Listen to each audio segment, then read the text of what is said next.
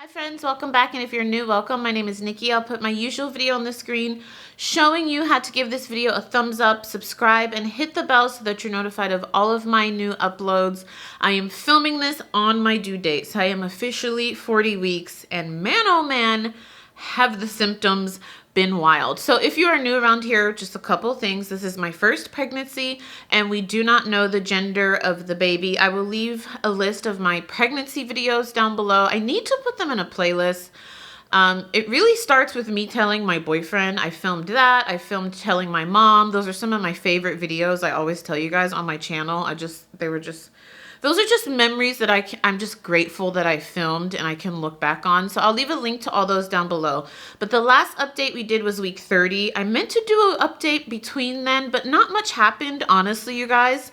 From week 30 to week 36.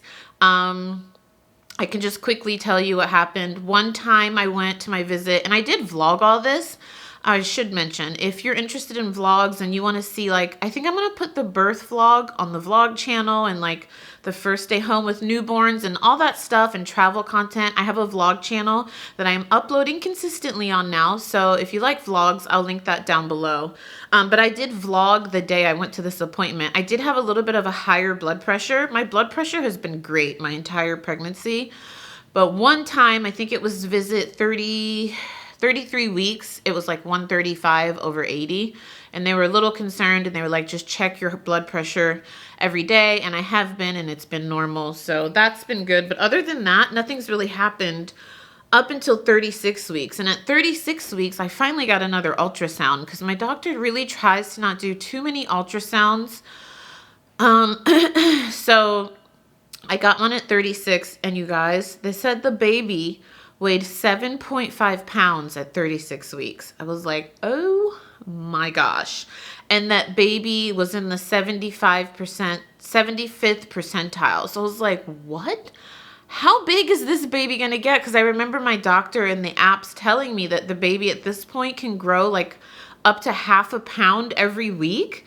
So I was like, is this gonna be a 9-pound baby? He's like, no, but maybe probably like 8.5, maybe close to 9, but I don't think more than that. I'm like, oh my God, that just seems, when they told me that, I was like, oh my goodness. So he did tell me that he's not going to do any more ultrasounds unless I make it to the 40-week appointment. So I'm filming this on Tuesday, my official due date, and my 40-week appointment is on Friday. So if I'm still pregnant, I'll get an ultrasound and we'll find out how big baby is then. But I will put some bump photos on the screen showing you like what my 40-week bump looks like right now. So I'll give you some stats from my favorite apps. I still want to do my favorite pregnancy apps video because I feel like that's all I used. I didn't really read many books except for the books they gave us from the childbirth class. But yeah, I've only used apps and I love them. Oh, something else I should update you on. We did take 2 classes from our hospital. One was the Childbirth 101 class. It was, I think, $125, and it was 2 3-hour courses. And because of COVID, it was on Zoom or WebEx, but it was really helpful. I highly recommend taking some form of childbirth class, especially if you're a first-time mom, because honestly, you guys, before I took that class, I was like literally terrified of childbirth. I was just scared. I didn't know the process. I didn't know the stages, and they really take time to educate you on all the stages of childbirth and medication.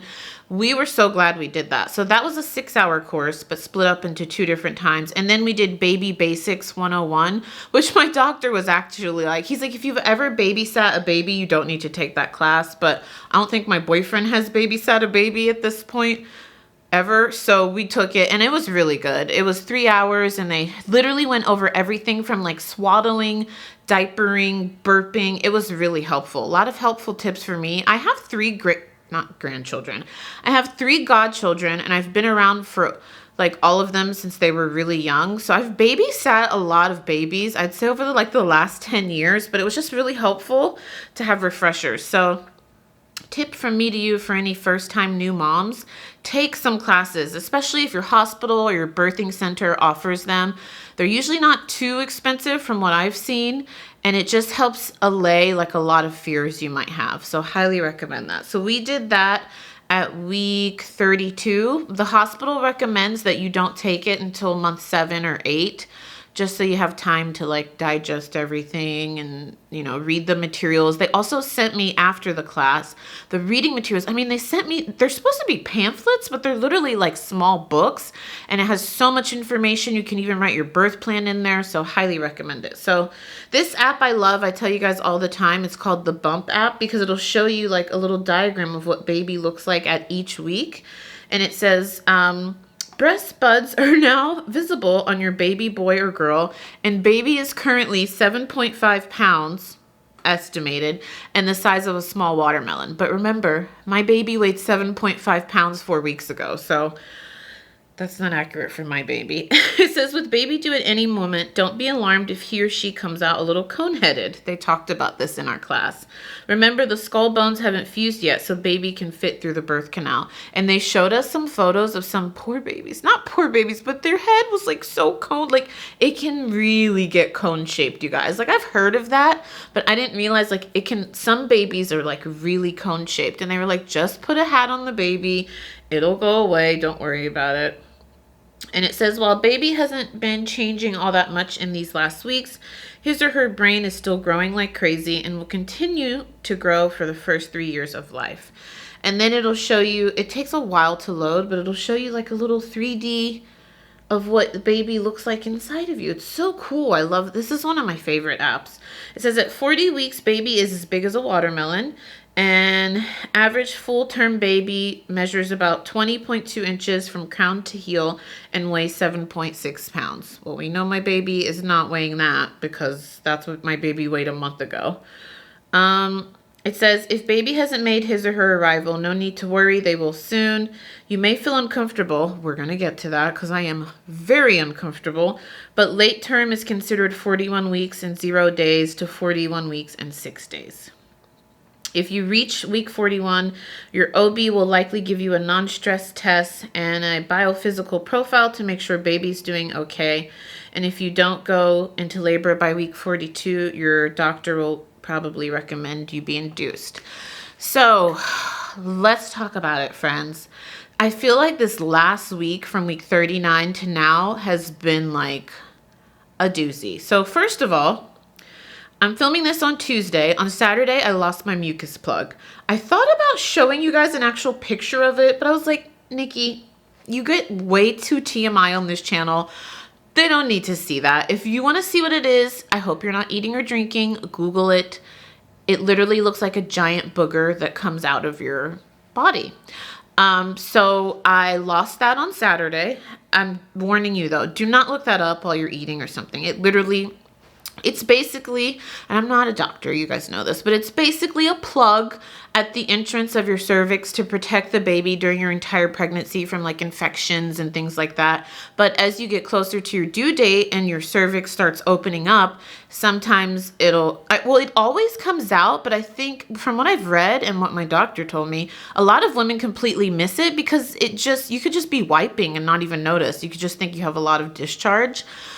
But mine was big, you guys. I'm not going to show you a photo. Mine was really big. Like I was using the restroom and I was wiping and I was like, whoa. Remember, pregnancy updates are all TMI. So if you're eating right now, you might want to skip forward a minute. But I was like, that's a lot of discharge. And then I looked and I was like, oh my God, that's the mucus plug. Because I had heard about it and I told you guys the reason I want to film these pregnancy update videos is because I love watching them and I had heard a lot of women talk about it. So up until that point at week 39, I had never, not that I know of, have felt any contractions. I had felt Braxton Hicks because my doctor said Braxton Hicks were basically when your stomach feels tight and then it kind of like loosens up and they're not very consistent. But he told me that actual contractions would feel like period cramps. And after the mucus plug came out, the cramps started. So the day before the mucus plug came out, I go to see my doctor every Friday now. That started at 36 weeks. I see him once a week until I give birth. The Friday before the mucus plug came out, he actually checked my cervix. So he put 2 fingers, up into the vagina, and he said, oh, you're 50% softened and you're 1 centimeter dilated. And so I don't know if that sparked the contractions or if the mucus plug coming out sparked the contractions. I don't know, but I had never felt these like intense period cramps until the night that the mucus plug came out. It was so intense, you guys. And I have a very high pain tolerance. A lot of things that people find painful, I don't find painful at all. But I would say these were on the scale of like from 1 being very mild and 10 being strong. They were like a 5 to an 8, pretty strong. So strong that I couldn't even sleep that night. And I had diarrhea all night, like all night. And from what I've read, that's just your body's way of preparing for labor. You're cleaning everything out to get ready to make room for baby, and the baby's putting pressure down there. So I was like, I think I'm in preterm labor because I'm 1 centimeter. I just lost the mucus plug. I'm having these contractions, also back pain, and it's always at night. Always at night. And so I was like, I started timing the contractions and realized I was literally getting like 1 an hour. So I was like, I'm not even gonna wake my boyfriend up. I'm not gonna call the doctor or anything. And that's just been happening, you guys, every day since week 39. I have contractions. They're really sporadic. They're not consistent. They're pretty intense.